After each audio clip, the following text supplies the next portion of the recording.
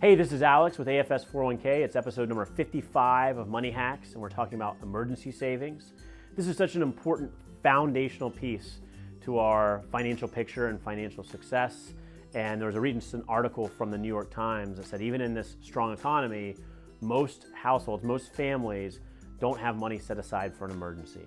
And over the last few months, this has probably been the number one area of advice that I've been sharing in one-on-one financial coaching sessions with employees and investors about putting away and setting up emergency savings so that you have enough for today while also thinking about your financial goals for tomorrow and the long-term future. Now, there's just a ton of data. There have been a ton of articles on this. I think USA Today put out a piece and AARP put out a piece that most households in this country don't have $500 for an unexpected expense. So you can find a lot of statistics around the challenges that we all face as consumers and investors on not having enough set aside for emergencies.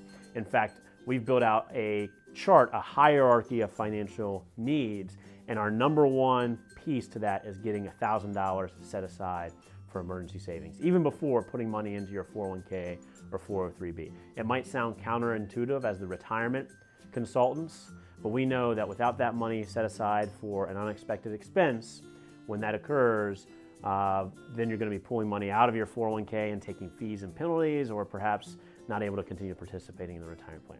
So how do you start accumulating an emergency savings account, or what's the best strategies? I'll give you 3 pieces of advice. Number 1, start today and start small. Even if it's $20, $40, or $60 out of every paycheck, set up a separate savings account and begin putting money in that account every pay period. Start small, get it going, and from there, build on that momentum. The second piece of advice, make it automatic. The New York Times article cited that 82% of American workers have their paycheck direct deposited in their checking account. And most employers allow this. In fact, many employers allow you to direct deposit into multiple accounts.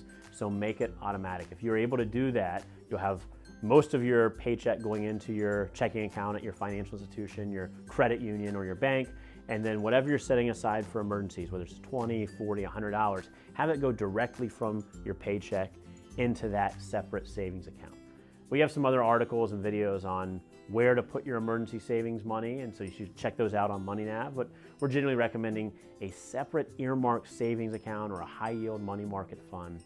But the number 2 priority is just making it automatic. And then number 3, set a goal.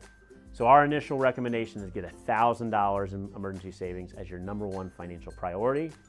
After that, there are probably some other steps that are going to be important for you, but ultimately pretty quickly in your financial goals, building up to 3 to 6 months worth of expenses for a rainy day.